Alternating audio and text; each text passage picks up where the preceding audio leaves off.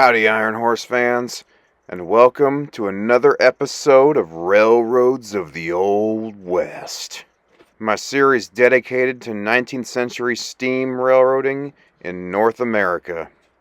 In this episode of Railroads of the Old West, we are going to talk about a very special iron horse. But first, a little history lesson. No locomotive symbolized the American Wild West more so than the American 440 steam locomotive.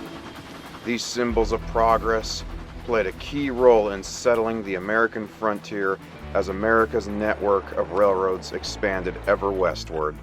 Thousands and thousands of these mighty Victorian-era iron horses crossed the country from the 1850s to the end of the century. They were found on every major railroad during that time period, and became so symbolic of America that they became known as the American Standard Types.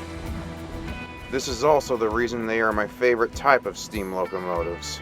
They are as much of a symbol to me of the American West as the saguaro cactus of Arizona.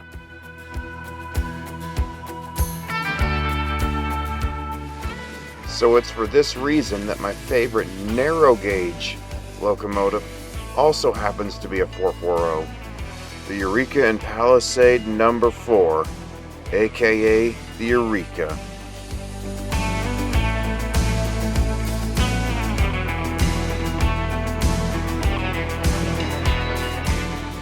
The Eureka was built in 1875 by the Baldwin Locomotive Works of Philadelphia for the Eureka and Palisade Railroad, a narrow-gauge desert railroad out in the high deserts of the Great Basin that traveled between the towns of Eureka, Nevada and Palisade, Nevada, the former of which the Eureka locomotive gets its name from. The Eureka is known as a Baldwin 818C, a series of narrow-gauge 440 locomotives built for various railroads across the country at that time. For 21 years, the Eureka spent its career hauling freight and passenger trains between Eureka, Nevada, where it was named after, and Palisade, Nevada, which was an interchange with the Central Pacific Railroad of that time. After 21 years, it was sold to the Sierra Nevada Wooden Lumber Company in 1896, where it spent the next 42 years hauling lumber products, until 1938 when the company went bankrupt. This is a very late era for a Victorian-era iron horse locomotive, but definitely proved its worth even as steam locomotives got bigger in the 20th century. It's important to note that this locomotive was operating well into the era when diesels were first starting to appear. After that, the old Baldwin was sold for scrap.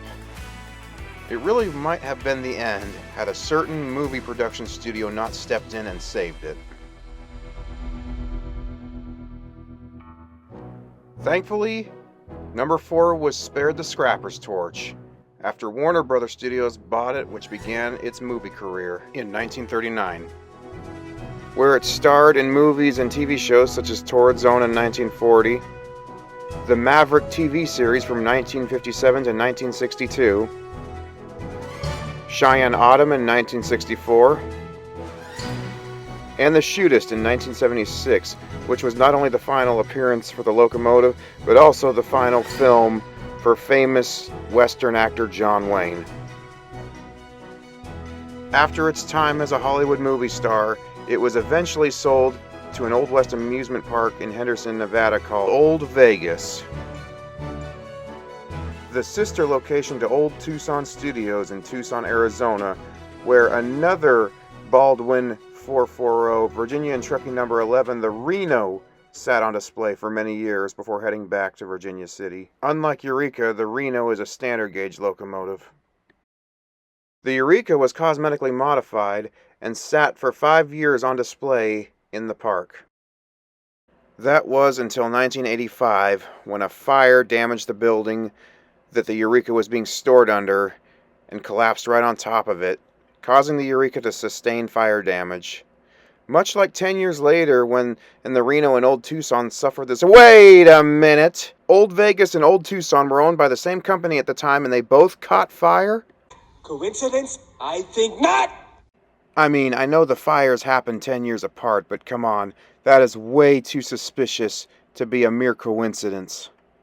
If you have any information regarding this, whether it's denying or confirming my theory, please post it in the comments section. Anyway, on to what happened next. The locomotive sat in its sad state for about a year until it was discovered by a Las Vegas attorney, Dan Markoff, the guy on the left in this photo, who I'm happy to say I got to meet at the Great Western Steam-Up. Soon after, Markoff purchased the locomotive and restored it to its former glory by 1991, giving it its original appearance from its days on the Eureka and Palisade. That same year, it was steamed up for the first time in 15 years and made its public debut at Rail Fair 91 in Sacramento, California. Since then, it has toured many narrow-gauge railroads throughout the West, including the Durango and Silverton Railroad, Cumbres and Toltec, and the Plaster City Narrow-Gauge Gypsum Railroad in the Southern California desert. But the first time I was graced by the presence of the Eureka was in Carson City, Nevada in 2022 during the Great Western Steam-Up, where we will now get some shots of it in action, followed by some shots of it in the game Railroads Online. And in both sequences, it will be traversing what it once traversed back during its glory days, the desert. Although its home rails are long gone, it still runs a very happy career in preservation. Let's take a look at this husky little iron horse in action.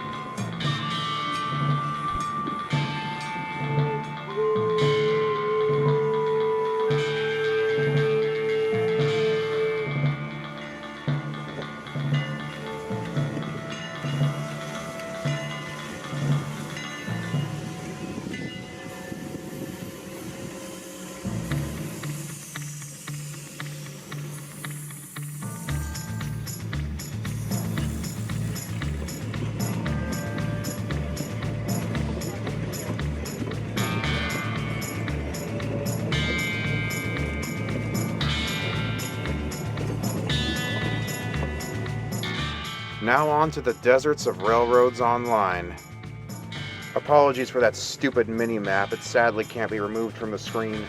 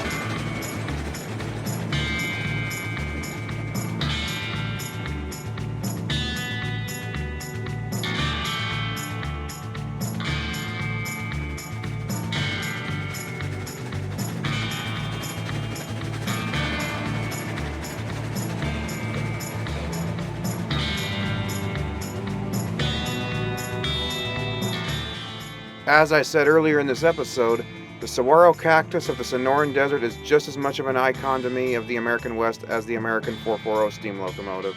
Although saguaros never grew around the Eureka and Palisades range, it's still a match made in heaven seeing these two American icons together.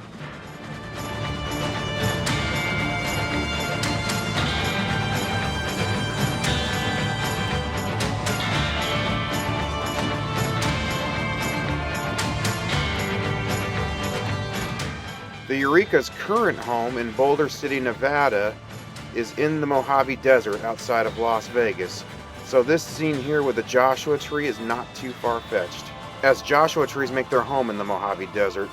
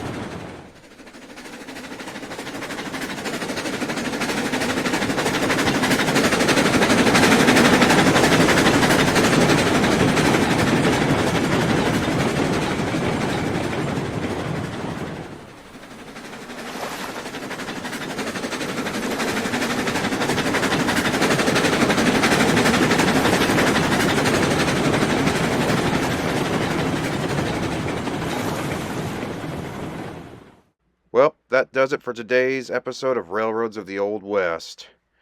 Eureka and Palisade number 4 is one of 3 818C Baldwin 440s preserved. The only other one I've seen, however, is North Pacific Coast number 12, the Sonoma, on display at the California State Railroad Museum. The third one I have not seen, but is on display in Washington, D.C., and is called the Jupiter. No, not this Jupiter. Thank you for joining me on this episode of Railroads of the Old West.